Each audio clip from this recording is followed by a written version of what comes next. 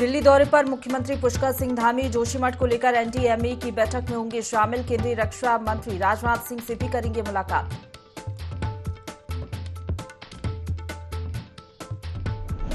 ऊर्जा मंत्री आरके सिंह से मुलाकात करेंगे मुख्यमंत्री पुष्कर सिंह धामी। बिजली से जुड़े मुद्दों पर होगी चर्चा। प्रदेश में अतिरिक्त बिजली की रखेंगे मांग।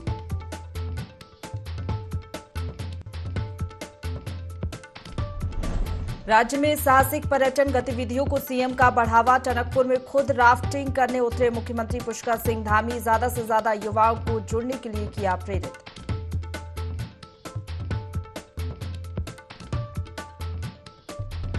कोविड काल में भर्ती स्वास्थ्य कर्मचारियों को झटका। दूर अस्पताल ने 600 से ज्यादा कर्मचारियों को दिखाया बाहर का रास्ता। मुख्यमंत्री के आदेश पर की गई थी भर्ती।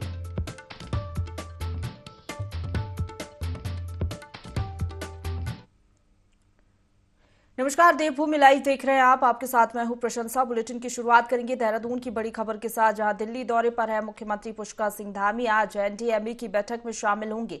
जोशीमठ को लेकर एनडीएमए की बैठक रखी गई है। रक्षा मंत्री राजनाथ सिंह से वो मुलाकात करेंगे। सामरिक मुद्दों और बॉर्डर विलेज को लेकर बातचीत होगी। तो देहरादून से ये खबर बता रहे हैं, दिल्ली दौरे पर है मुख्यमंत्री पुष्कर सिंह धामी। आज एनडीएमए की बैठक में वो शामिल होंगे। जोशीमठ को लेकर एनडीएमए की महत्वपूर्ण बैठक है। रक्षा मंत्री राजनाथ सिंह से उनकी मुलाकात होगी। सामरिक मुद्दे और बॉर्डर विलेज को लेकर बातचीत हो सकती है। खबर पर ज्यादा जानकारी के साथ संवाददाता आकाश फोन लाइन पर जुड़ गए हैं। आकाश, दिल्ली दौरे पर है मुख्यमंत्री पुष्कर सिंह धामी। एनडीएमए की बैठक में शामिल होंगे, क्या जानकारी? बिल्कुल, देखिए जिस तरीके से आज जो मुख्यमंत्री दिल्ली के दौरे पर हैं और कल भी वो देर शाम जो है दिल्ली पहुंच गए थे, और आज जो एनडीएमए की एक महत्वपूर्ण बैठक होनी है जिसमें कह सकते हैं कि तमाम मुद्दों को लेकर के चर्चा होगी कि आखिरकार किस तरीके से जो जोशीमठ में जो आपदा आई थी उसको लेकर के पहली बैठक भी हुई थी एनडीएमए की, जिसमें तमाम जो अधिकारी हैं एक टीम का गठन भी जो है एनडीए ने किया था, जिसको बकायदा जोशीमठ भेजा गया था। और इस बात को लेकर के अध्ययन किया गया था कि आखिरकार जो जोशीमठ को जो वहाँ पर दरारें पड़ रही हैं और एक तरीके से स्रोतों से जो पानी निकल रहा है उसको लेकर के तमाम जो रिपोर्ट है वो तैयार की गई थी। और राज्य सरकार को भी कहा गया था कि राज्य सरकार अपने स्तर पर एक तरीके से प्रयास करेगी किस तरीके से वहाँ पर काम किया जा सकता है। पीएमओ भी अपनी नजर बनाए हुए थे। तो कह सकते हैं कि आज संयुक्त बैठक इस तरीके से होगी। रक्षा मंत्री राजनाथ सिंह उसमें मौजूद रहेंगे, साथ ही साथ मुख्यमंत्री भी इसमें शामिल होंगे और इन तमाम महत्वपूर्ण मुद्दों पर चर्चा होगी। क्योंकि हाल ही में अगर हम बात करें तो राज्य सरकार की तरफ से 2000 करोड़ की मांग केंद्र सरकार को भेजा गया था, जिसमें 1000 करोड़ एक तरीके से केंद्र ने मंजूरी के लिए कहा है। तो कोशिश उसमें यही रहेगी कि इस अमाउंट को जो है एक तरह से बढ़ाया जाए। 2000 करोड़ की जो मांग की गई है उसको अगर पूरा होता है सही बात है, कहीं ना कहीं लोगों के विस्थापन की व्यवस्था हो, लोगों के पुनर्वास की व्यवस्था हो, या फिर जोशीमठ में किस तरीके से रीडेवलप किया जा सकता है, उसको लेकर के कहीं ना कहीं महत्वपूर्ण ये चर्चा आज होगी। और एक कह सकते हैं कि महत्वपूर्ण बैठक एनडीएमए की होने वाली है, जिसमें जोशीमठ के मुद्दे को लेकर के तमाम जो पहलू है, जो चर्चा है, वो तरह की जाएगी।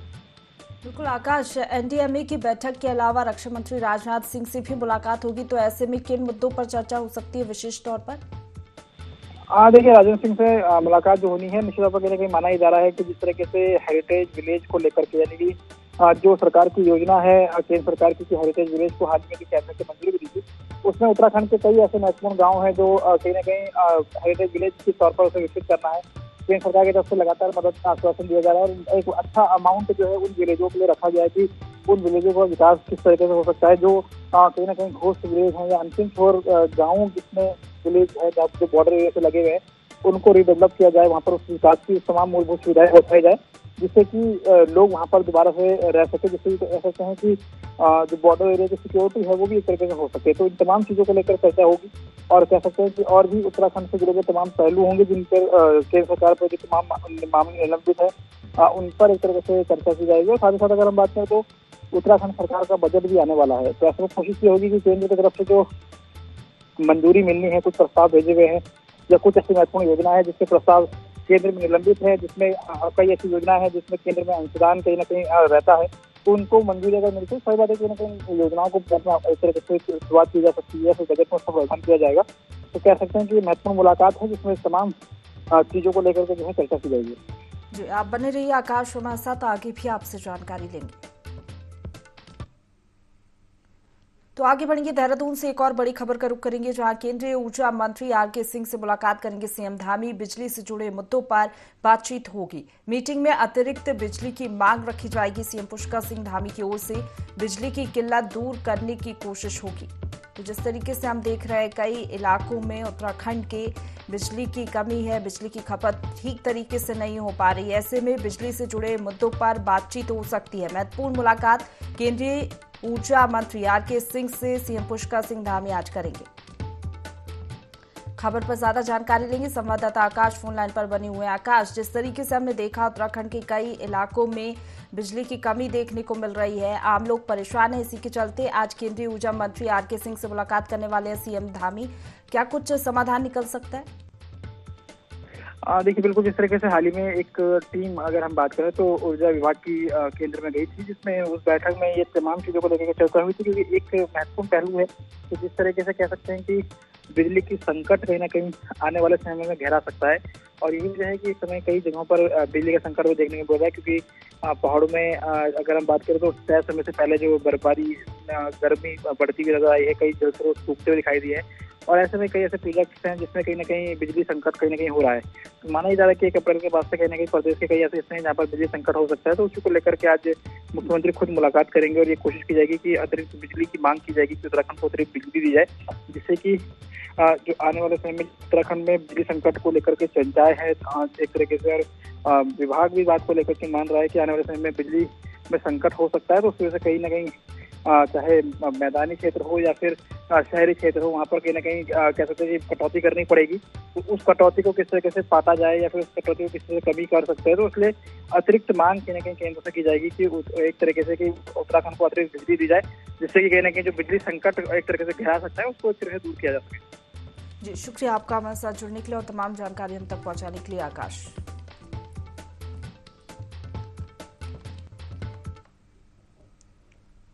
अगली खबर की ओर रुख करेंगे, जहां मुख्यमंत्री पुष्कर सिंह धामी ने टनकपुर भ्रमण के दौरान हॉट एयर बैलून और पैरा मोटर एडवेंचर एक्टिविटीज का शुभारंभ किया।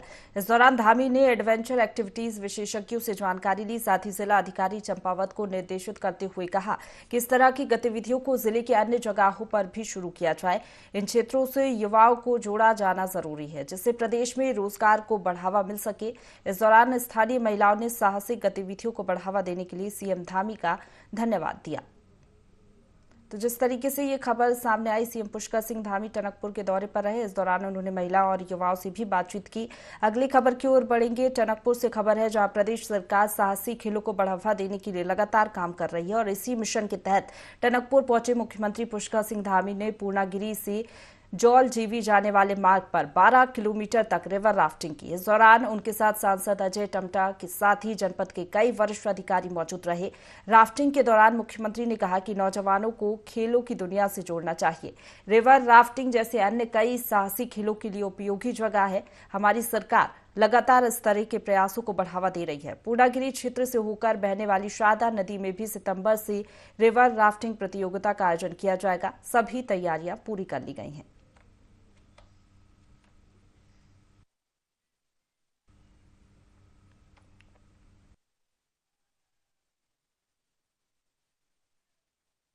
धाम को जाते समय माँ शारदा का भी तट है और माँ शारदा के तट पर ये बूम से लेकर जहाँ से आज स्टार्टिंग पॉइंट से हम लोगों ने प्रारंभ किया था, लगभग 12 किलोमीटर की दूरी है और इस पर अनेकों स्थान ऐसे स्पॉट हैं जहाँ से राफ्टिंग शुरू हो रही है।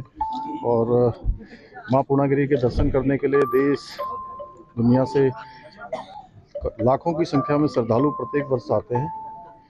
तो उसको ध्यान में रखते हुए यहाँ पर हम लोगों ने सितंबर माह में रिवर राफ्टिंग का नेशनल प्रतियोगिता यहाँ पर आयोजित करने का भी निर्णय लिया है। उसकी सारी तैयारियाँ हो गई हैं, जिससे कि लोग श्रद्धालु यहाँ माँ पूर्णागिरी के दर्शन करें और आकर राफ्टिंग का भी यहाँ पर आनंद लें, जिससे निश्चित रूप से लोगों को एक मनोरंजन का अच्छा साधन भी मिलेगा। और हमारे यहाँ तो प्रदेश सरकार साहसी खेलों को बढ़ावा देने के लिए लगातार प्रयास कर रही है और इसी मिशन के तहत टनकपुर पहुंचे मुख्यमंत्री पुष्कर सिंह धामी ने पूर्णागिरी से जौल जीबी जाने वाले मार्ग पर 12 किलोमीटर तक रिवर राफ्टिंग की है। इस दौरान उनके साथ सांसद अजय टमटा भी मौजूद रहे। राफ्टिंग के दौरान मुख्यमंत्री ने कहा कि नौजवानों को खेलों की दुनिया से जोड़ना चाहिए। रिवर राफ्टिंग जैसे अन्य कई साहसी खेलों के लिए उपयोगी जगह है। हमारी सरकार लगातार इसके तहत काम कर रही है। पूर्णागिरी क्षेत्र से होकर बहने वाली शारदा नदी में भी सितंबर से राफ्टिंग प्रतियोगिता का आयोजन किया जाएगा।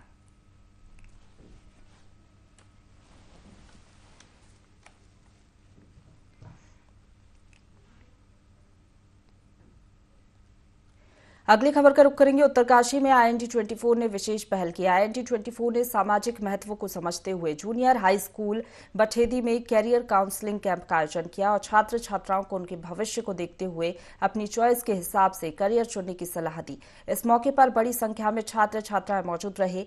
SDRF के CEO ने चैनल द्वारा शुरू की गई इस पहल की जमकर तारीफ की। साथ ही स्कूली बच्चों ने अपने अनुभव साझा करते हुए कहा कि इस कैंप से उन्हें बड़ा फायदा हुआ है और भविष्य में ये करियर काउंसलिंग उनको अपने करियर को चुनने में काम आएगी। बहुत ही अच्छा लगा, हमने बहुत कुछ सीखा और हमें बहुत जानकारी मिली। सर लोगों ने हमें बहुत ही अच्छा और बहुत ही ढंग से समझाया है अपने कैरियर के बारे में, कैसे हमें अपना कैरियर आगे बढ़ाना है और हमें इससे सीख मिली है कि आगे बढ़ने की, अपने करियर को पाने के लिए, जो हमारा गोल है उसे पाने के लिए हमें क्या क्या चीज़ें ध्यान में रखनी चाहिए, वो सब हमें बहुत ही अच्छे से समझ आया। पहले तो हमें जो गोल में फोकस है, कहीं भी अपना ध्यान नहीं भटकाना, ये वाली बात तो हमें बहुत ही ज़्यादा समझ आई। ये जानकारी बहुत ही महत्वपूर्ण और उपयोगी है। यहाँ पर बहुगुणा जी और बिजरानी जी ने बहुत ही सुंदर और डिटेल में जानकारी हमारे बच्चों को दी अपने कैरियर के प्रति, कि वो भविष्य में जो बनना चाहते हैं उसका एम पहले ही निर्धारित कर लें और कुछ चीज़ें अपने दिमाग में पहले से ही रख लें जानकारियाँ, तो निश्चित रूप से भविष्य में उनको सफलता मिलेगी। तो ये जो कार्यक्रम था ये बहुत ही उपयोगी था और बच्चों के लिए निश्चित रूप से मोटिवेशनल होगा और वो निश्चित रूप से आगे बढ़ेंगे और जीवन में कुछ उपलब्धियां हासिल करेंगे। प्रिंसिपल की ओर से हमें इनविटेशन दिया गया था कि यहाँ पर कैरियर काउंसलिंग के बारे में बच्चों को कुछ प्रोत्साहन के लिए कुछ एक मोटिवेशनल स्पीकर के तौर पर मुझे बुलाया। खबरों में आगे बढ़ेंगे, जहां उधम सिंह नगर के किच्छा में फूलों की होली और विशाल शोभा यात्रा का आयोजन किया गया। भाजपा नेता धर्मराज जायसवाल के नेतृत्व में यात्रा आयोजित हुई, जिसमें क्षेत्र के सैकड़ों श्रद्धालुओं ने शिरकत की। इस दौरान फूलों की होली के बीच श्रद्धालुओं ने गुलाल अबीर उड़ाया और राधा कृष्ण के रूप में सजे कलाकारों के साथ जमकर नृत्य किया। पुरानी गल्ला मंडी से शुरू हुई शोभा यात्रा आवास विकास में समाप्त हुई। कार्यक्रम के समापन अवसर पर भाजपा नेता ने प्रसाद वितरण कर कार्यक्रम के सफल आयोजन पर सभी का आभार व्यक्त किया। साथ ही कहा कि उनका प्रयास रहेगा कि हर साल इस प्रकार के कार्यक्रम का भव्य आयोजन किया जाए। उससे बड़े धूमधाम से मनाया जाए, इसी से मन में भाव आया और मैंने कहा आप किसी में फूलों वाली होली का एक जैसे बरसाना में होती है कि छा में लाई जाए बरसाना वाली होली, और इस भावना से प्रणीत होकर के मैंने उसको शुरू करने का अपना एक मन बनाया। और राधे की कृपा से, राधे कृष्ण कृपा से, आप लोग सबके सहयोग से, जनता के सहयोग से, और सब बहुत सुंदर कार्यक्रम हो गया। और रास्ते भर सब लोगों ने बहुत आनंद लिया और बहुत ही खुशी से झूमते हुए, फूलों को बरसात करते हुए, रंगों को खेलते हुए आए और शहर में एक अच्छा सा वातावरण बना। सबको खुशियाँ हुई, कार्यक्रम सफल रहा, सबको आनंद आया। मैं सबका बहुत बहुत धन्यवाद देना चाहता हूँ, जिसने भी कार्यक्रम भाग लिया, सहयोग किया, जो भी करा, मैं सबका बहुत बहुत धन्यवाद और बहुत बहुत होली की बधाई देना चाहता हूँ। उत्तरकाशी के बंगेली गांव में पर्यटकों को होम स्टे खूब भा रहा है। यहां पर प्रतिवर्ष सैकड़ों की संख्या में पर्यटक आते हैं और यहां की खूबसूरती का दीदार करते हैं। लेकिन बंगेली गांव में होम स्टे से जुड़े ग्रामीणों को मोबाइल नेटवर्क की समस्या से जूझना पड़ रहा है, क्योंकि गांव में मोबाइल नेटवर्क नहीं है, जिस कारण ग्रामीणों को होम स्टे के संचालन में काफी दिक्कतों का सामना करना पड़ता है। बंगेली गाँव के लोगों को मोबाइल से बात करने के लिए दूसरे गाँव में जाना पड़ता है। होम स्टे से जुड़े युवाओं ने प्रशासन से मांग की है कि यहाँ पर नेटवर्क की सुविधा प्रदान की जाए, ताकि होम स्टे को बढ़ावा मिले।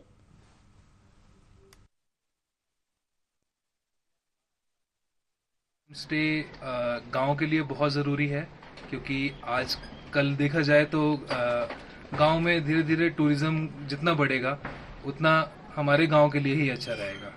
रोजगार मिलेगा यहाँ पे लोगों को, पलायन कम होगा उत्तराखंड के गांव से, और जो युवा पीढ़ी है वो जानेगी कि हम एक होम स्टे को कैसे काइंड ऑफ बिजनेस में कन्वर्ट कर सकते हैं।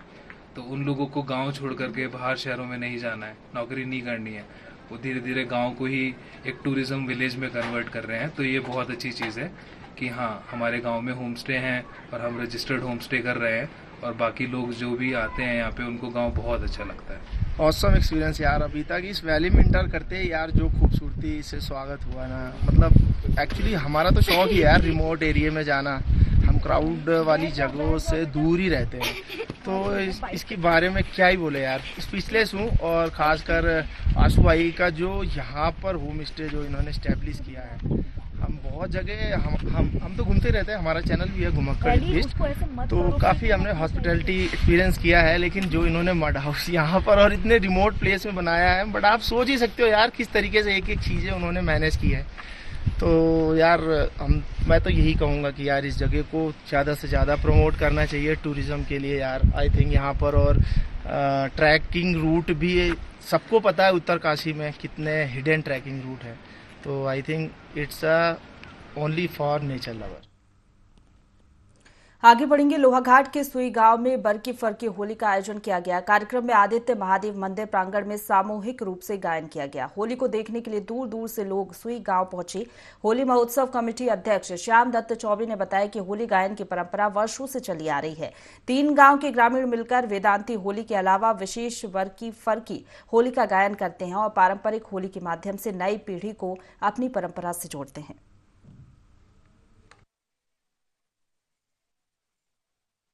क्षेत्र की एक विशिष्ट परंपरा के अनुसार वेदांत यानी वैदिक काल से ही यहाँ पर जो होली का आयोजन होता है कि विशिष्ट एक हमारा एक त्यौहार है, जहाँ पर कि वेदांती होलियों से लेकर के हमारी तमाम ऐसी होलियों का गायन होता है। हमारे बुजुर्गों ने जो परंपरा रखी है उसमें तमाम ऐसी होली हैं कि जो इस क्षेत्र में कहीं और नहीं गाई जाती हैं। जो हमारे पूरे रामचंद्र जी से लेकर के हमारे शिव जी कैलाश तक की जो विभिन्न गाथाओं का वर्णन हमारी होलियों में होता है, इनमें वर्की फरकी एक विशेष होली जो हमारे यहाँ गाई जाती है, जिसको कि नैनीताल से लेकर हमारे अन्य जगहों में भी प्रदर्शन है। तो हमारे बुजुर्गों ने, नौजवानों ने एक बहुत अच्छा यहाँ पर अपना जो इस होली के लिए समय देते हैं, उसमें एक ऐसा प्रदर्शन जो विशिष्ट प्रदर्शन होता है हमारे गाँव के लोगों द्वारा यहाँ दिया है। मुख्यमंत्री पुष्कर सिंह धामी ने टनकपुर भ्रमण के दौरान हॉट एयर बैलून और पैरा मोटर एडवेंचर एक्टिविटीज का शुभारंभ किया। इस दौरान धामी ने एडवेंचर एक्टिविटीज विशेषज्ञों से जानकारी ली। साथ ही जिलाधिकारी चंपावत को निर्देशित करते हुए कहा कि इस तरह की गतिविधियों को जिले के अन्य जगहों पर भी शुरू किया जाए। इन क्षेत्रों से युवा को जोड़ा जाना जरूरी है, जिससे प्रदेश में रोजगार को बढ़ावा मिल सके। इस दौरान स्थानीय महिलाओं ने साहसिक गतिविधियों को बढ़ावा देने के लिए सीएम धामी का धन्यवाद दिया।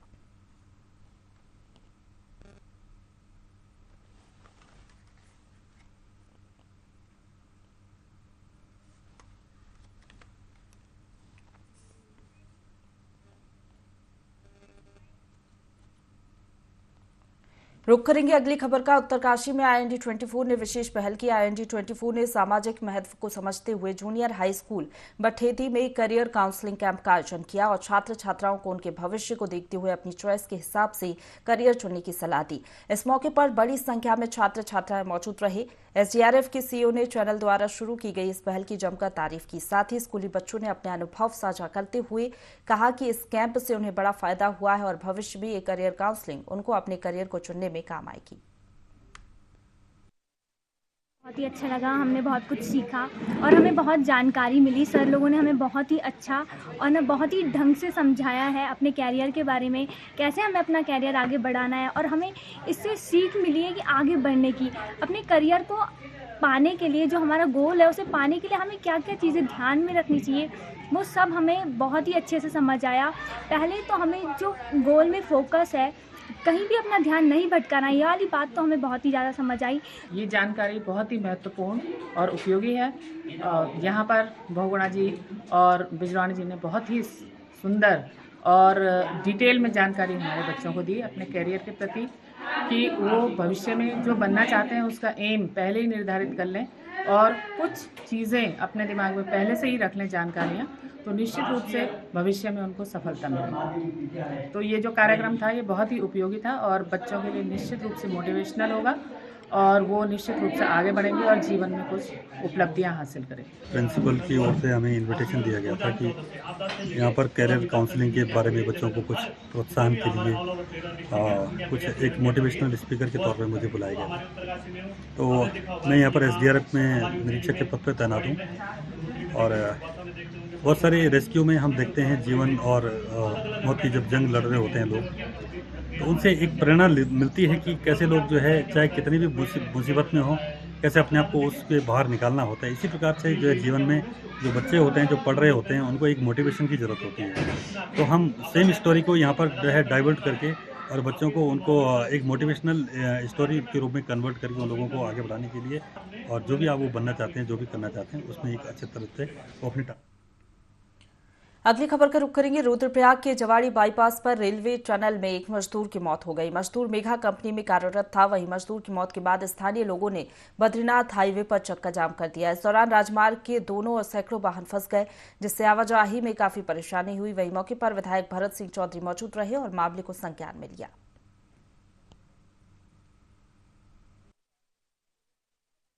हमारा के अंदर मिलर वॉशिंग का बता रहे हैं, मिलर वॉशिंग कर रहा था तो गाड़ी आई और ये मिलर से फिसल कर सीधा गाड़ी के नीचे आया है। तो ऑन द स्पॉट डेथ की सूचना प्राप्त हुई है। जो जिला प्रशासन से हमें सूचना प्राप्त हुई है वो ये हुई। RBNL जब इस काम को करवा रहा है तो उसके सेफ्टी नॉर्म्स कहाँ हैं, जो प्रॉपर चेकिंग है वो कहाँ है, ये हमेशा इन्होंने अभी तक जहाँ भी काम करवाया, ऋषिकेश से लेकर कर्णप्रयाग तक, हर जगह एक ही सवाल उठ रहा है कि RBNL एक किस तरह की अनदेखी कर रहा है। जिला प्रशासन भी अनदेखी करके जा रहा है। पुलिस प्रशासन मौके पे मौजूद है और अभी अभी जिलाधिकारी से मेरी बात हुई है और जिलाधिकारी तुरंत मौके पे पहुंच रहे हैं और कंपनी के अधिकारियों, जो शीर्ष अधिकारी हैं, CPM मिस्टर अजीत यादव, उनसे भी मेरी बात हो चुकी है। जो प्रोजेक्ट मैनेजर इस प्रोजेक्ट के हैं मिस्टर HN सिंह, उनसे भी बात हो गई है और अभी क्योंकि वो कर्णप्रयाग की तरफ है तो उन्होंने कहा कि मुझे पहुंचने में करीब आधा घंटा लग जाएगा। तो हमने जो मृतक हैं, उनके जो परिजन हैं, उनसे कहा है कि वो वार्ता कर लें और नियमानुसार जो भी उचित मुआवजा उसको होगा और अगर इस दुर्घटना की जांच भी करवाई जाएगी और अगर जांच में किसी को दोषी पाया जाता है तो उसके खिलाफ कार्रवाई। इसी के साथ बुलेटिन में फिलहाल इतना ही। खबरों का सिलसिला लगातार जारी है, आप बने रहिए हमारे साथ।